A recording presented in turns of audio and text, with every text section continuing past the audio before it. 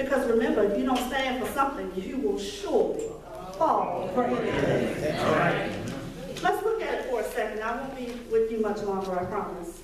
But as long as you are willing to use your power of your platform, which is different from everybody else's, you are effectively standing up against injustices. Some of you have access to means of transportation. So why not create a public transportation system for our local District 6 community to address those thousands of people who are without access to personal vehicles and who will never be able to get a driver's license? All right, all right. Keep them out of our courts. We don't want to send folks who don't have a driver's license to jail. We would rather see some entity do something, create a transportation system. We'd never see them. Some of you have journalism in your front seat as far as your power. That's your strong suit. So why not create an African-American-owned newspaper, which will keep us informed about what's going on in our communities and serve as a historical document for our children? Some of you, Facebook, social networking all day long. You're great at it. So why don't you use that talent to create an African-American Facebook group page, whereby we could share our talents and events that are going on, and Black businesses could use it to advertise and thrive. I think when we think about the little things that we can do, sometimes we think it's not enough. We don't have millions of dollars. We're not going to affect everybody in the county, so guess what? I'm just going to sit at home and do nothing. When you do that, it is not good for everybody in the county because you have skills that we need. So step up, stand up, do something.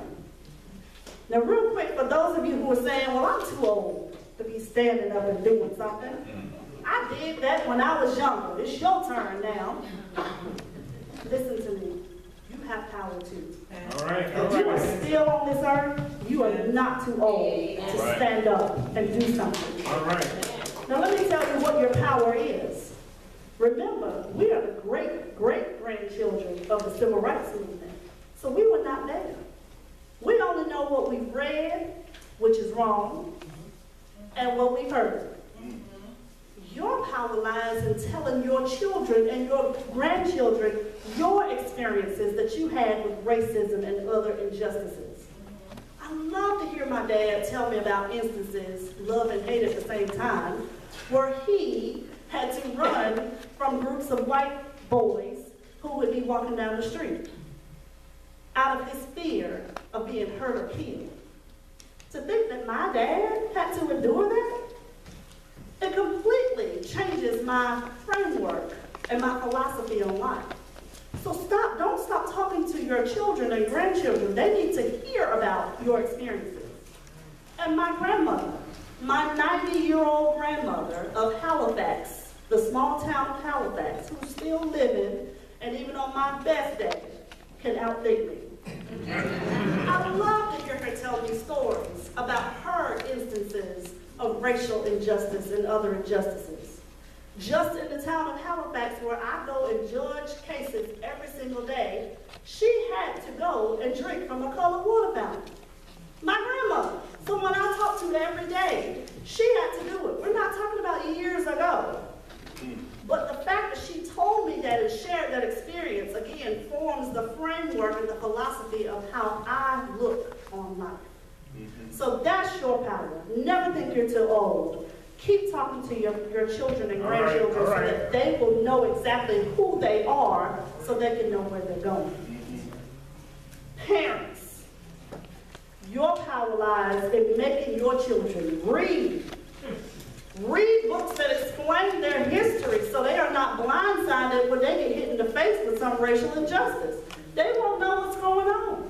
Imagine if none of you in this room knew about slavery or the civil rights movement and something happened to you on your job that you think was racially motivated. You would have no idea how to handle it because you wouldn't have the history to support and to inform you of what was really going on. You'd be lost. We cannot let our children and grandchildren just be lost in this society. Tell them, teach them, make them read about what happened so they'll know what's going on today. All right, all right. So in closing, no matter who you are, because of whose you are, you must do your part to stand up. But I told you there was a fourth quick one. So after you wake up, speak up, and stand up, don't forget to look up. Look up to the Lord. Amen. Philippians 4th chapter 13th verse states, I can do all things through Christ who strengthens me. That's right. You see, the way I see it, history continues to repeat itself in this fashion. A significant event or action occurs, like slavery. Some people realize it's wrong. Some people begin to speak out about that wrong. Those people are beaten, hanged, and killed for speaking out. Years later, the state and federal government say, I think it's wrong. So they try to enact legislation to correct the wrong. Emancipation Proclamation, 13th Amendment. Courts even get involved. Brown versus Board of Education and other cases to right or correct the wrongs of former days. But what do people do? People don't adhere to those laws. They find creative ways to skirt or get around those laws. And really, there's nothing the government can do to those people because they're not really performing an illegal act. So what happens is the hearts and the intentions of people remain unchanged. So that's why you have to look up. Only God can change the hearts of people. That's right. That's the only way to guarantee that we don't repeat the negative history of slavery, Jim Crow, Reconstruction, all the other things that happened in our history. As Martin Luther King once proclaimed, injustice anywhere is a threat to justice everywhere. That's right. So as I close, I challenge everyone to not allow 2016 to end without you taking a close look at what you are doing to address injustices in our local communities. You need to wake up, speak up, stand up, and look up. Thank you so much. God bless you.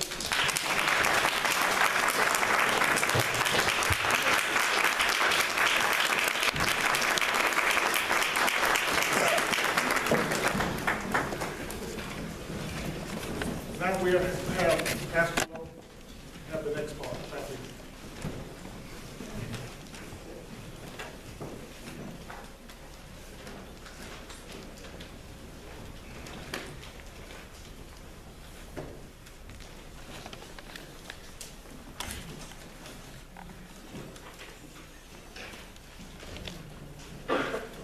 Somebody ought to say amen. Amen. Amen.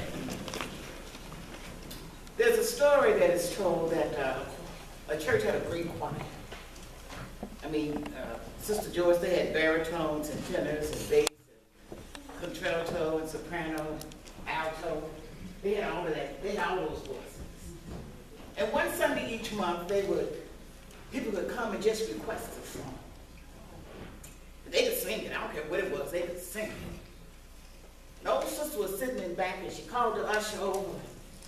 She gave him a note. She said, give that to the choir director. I want to hear that song. And the choir director, the usher gave it to the choir director. The choir director ignored it. And she called the usher back. She said, I saw you give that director my note. You tell him I want to hear my song. All right now. And he went back and said, the lady wants you to sing a song. He said, but you didn't write but two words. I said, what were the 2 words? And she stood up from the back of the church. She said, Andy walks with me. All right. Andy walks with me. And he tells me I am his own. Somebody here this afternoon, maybe you felt him walking with you. You certainly heard him every now and then talk to you. Somebody here this afternoon's been struggling with some stuff. Been busy worried about what somebody else thinks. Well, I'm old enough and black enough now not to care too much what anybody thinks. But I do know a man named Jesus. He woke me up this morning. Got me